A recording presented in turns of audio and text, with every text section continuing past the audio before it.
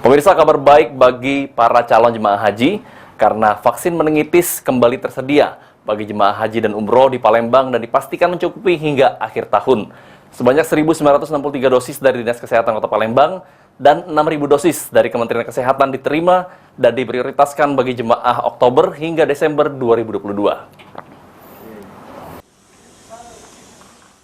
Kepala Kantor Kesehatan Pelabuhan Kelas 2 Kota Palembang, Emilia Rosa menjelaskan ketersediaan vaksin meningitis bagi jemaah umroh dan haji di Palembang dipastikan mencukupi hingga akhir tahun. Sebanyak 1.963 dosis dari Dinas Kesehatan Kota Palembang dan 6.000 dosis dari Kementerian Kesehatan atau pemerintah pusat yang telah diterima akan diprioritaskan untuk keberangkatan Oktober hingga Desember 2022.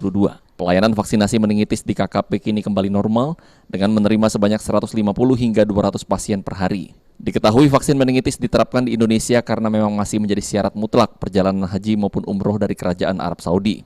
Vaksin meningitis sendiri dinilai mampu untuk melindungi dari segala penyakit yang disebabkan bakteri Neisseria meningitidis. Meningitis pada tanggal 7 Oktober 2022 yang lalu, kami mendapatkan realokasi dari Dinas Kesehatan Kota Palembang sebanyak 1.953 dosis vaksin. Dan hari ini juga kita lakukan pembukaan kembali layanan.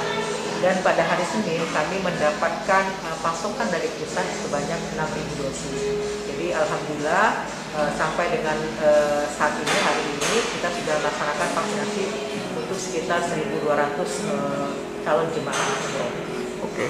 Untuk jumlah tersebut, Bu, bisa mencukupi sampai berapa lama, Bu? Insya Allah itu bisa untuk melakukan pelayanan sekitar sampai dengan akhir tahun ya, diprediksikan. Bagi masyarakat yang hendak divaksin meningitis harus mendaftar secara online terlebih dahulu dan setelah itu baru bisa datang dan mendapatkan pelayanan di KKP Palembang. Okta Alfarizi, PAL TV.